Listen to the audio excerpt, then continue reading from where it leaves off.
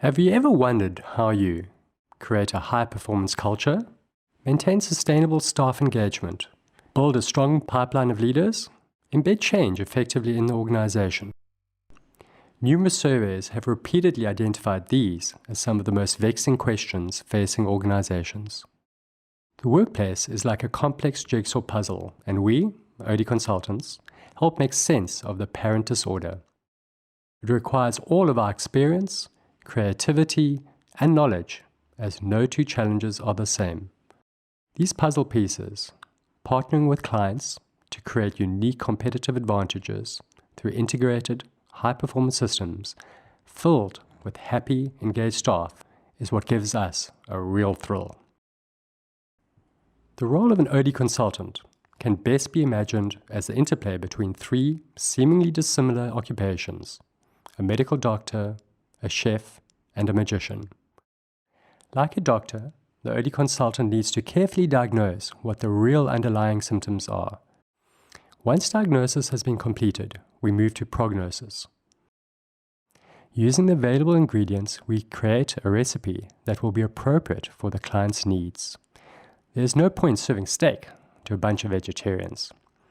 Finally, we need to adopt the skills of a magician to keep our audience amazed so that we can move them to a new state of belief in previously unfathomable possibilities. Change management is a crucial imperative in most systemic interventions. Just as the doctor, chef, and magician do their best work with accomplices and end-user feedback, so does the OD consultant need to involve the key stakeholders for ultimate buy-in and likelihood of success. Often organizations will embark on company-wide values workshops that explain the desired values. These sessions are usually less interesting than watching paint dry and divorced from reality. We developed a values-focused workshop, but with a significant twist. We gave people what they value most, skills that will make them successful and which also underpinned each of the company's values. In doing so, we ensured participants were more confident in their ability to actualize these values and therefore more likely to live these values in reality, and staff were clamoring to attend. We also saw an improvement in the annual Living the Values survey results. We were asked to help change behavior of a fairly young workforce that was consistently making poor health choices. We developed a comprehensive plan that looked at well-being. Some of the ideas we implemented included decreasing the size of the lunch plates so that the food servings appeared larger and people became less inclined to go back for seconds, starting a rumor that the lifts were slowed down in peak times, which increased the number of people using the stairs, creating an incentive-based fitness levels program that rewarded staff with time off if they exceeded certain fitness targets.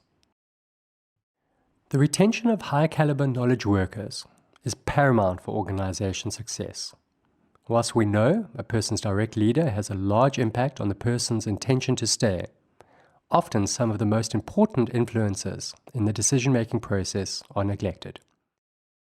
We realized that close family and significant others are really important when people are deciding whether to leave or stay. With this insight in mind, we started providing free, soft skills training for staff's families and significant others. The attendance and goodwill that was generated was overwhelming, and retention rates were 50% better than the industry standard. So how do you evaluate an OD provider?